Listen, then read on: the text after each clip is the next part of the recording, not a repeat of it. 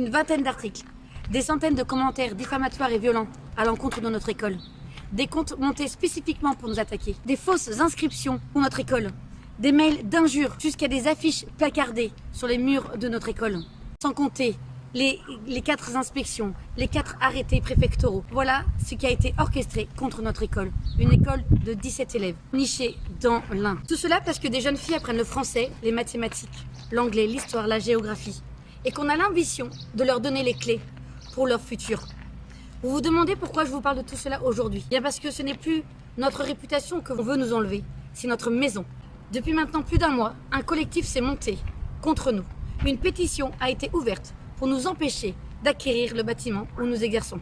Un lieu où les jeunes filles viennent apprendre, créer et grandir. Ces gens-là ont des mots terribles.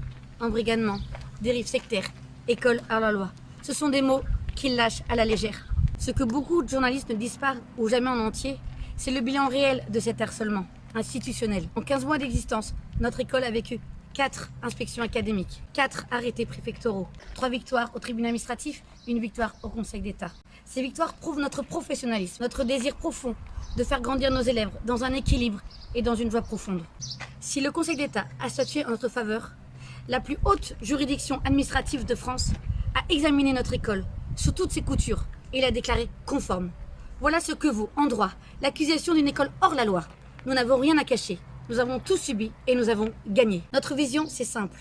Donner à chaque jeune femme la maîtrise intelligente de leur quotidien pour en être libre et non pas en être esclave.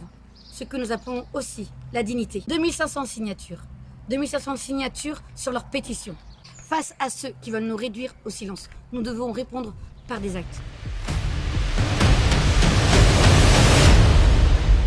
Nous sollicitons donc 4000 personnes avec un virement de 100 €. Montrons-leur que nous sommes plus nombreux à croire en cette école qui représente la liberté d'enseignement. Que vous soyez parents, amis, citoyens, convaincus que la liberté d'enseignement est un bien précieux, rejoignez-nous. Enfin, pour conclure, nous avons quelque chose qu'ils n'ont pas et que nous leur souhaitons.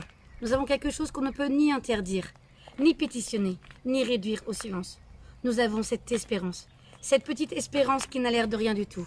Cette petite fille espérance, comme le nommait si bien Charles Péguy. Et l'espérance, ça se ne décourage pas, ça se contredit pas, ça se donne. Merci à tous, ensemble, nous y arriverons.